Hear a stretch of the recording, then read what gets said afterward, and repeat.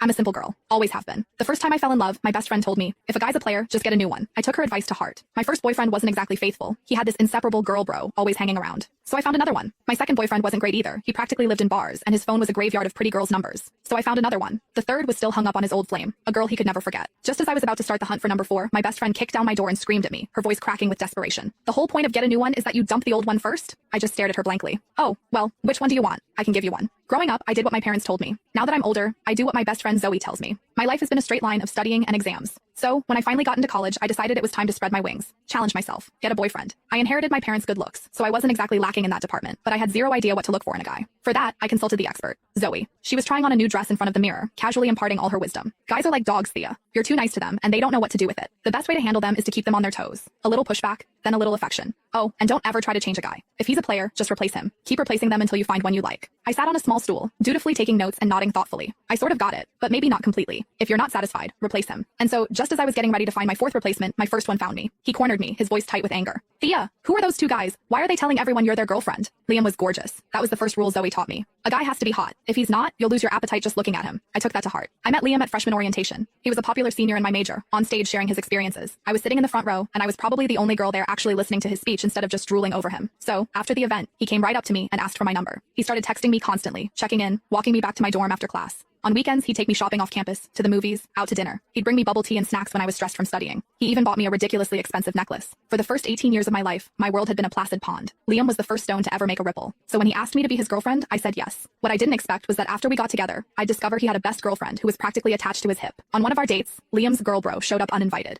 She slung an arm around his shoulder like they were buddies and winked at me. The girlfriend won't mind, right? Me and Liam go way back. We're totally platonic. Liam just sighed, but he was indulgent. Thea's super understanding. She doesn't get hung up on stuff like this. I just smiled, watching how close they were. I remembered Zoe telling me that some things were only for a boyfriend and girlfriend. So, were they a couple? What did that make me? The other woman? For our 1-month anniversary, Liam took me to an amusement park. We were having a great day, mostly because his girl bro Tanya was nowhere in sight. But as dusk fell and we headed for the Ferris wheel, she popped up like a weed. She had that same overly casual look on her face as she linked her arm through Liam's. Liam! What a coincidence. You're here too? He smiled at her. Tanya, what are you doing here? Did you come by yourself? Yup, she said, her voice tinged with something sour. You know me. I can't stand hanging out with other girls. There's so much drama, and the guys were all busy today. They stood there chatting as if I didn't exist, as if I were just a stranger passing by. Finally, Liam seemed to remember me, though there wasn't a hint of apology on his face. Thea, Tanya's here by herself. Why don't we let her join us? At that, Tanya finally looked at me, plastering a look of regret on her face. Oh, the girlfriend. I didn't even see you there. You're not mad, are you? Tanya let out a little hiss. Liam and I are just friends. You really don't need to be so jealous about everything. I hadn't even said a word, and she was already painting me as the crazy, jealous girl. I smiled sweetly and shook my head. It's fine. I know you don't get along with other girls. The more the merrier. Tanya's expression flickered, as if she could tell I was being passive-aggressive. But Liam, bless his heart, completely missed it. He just thought I was being sweet and understanding.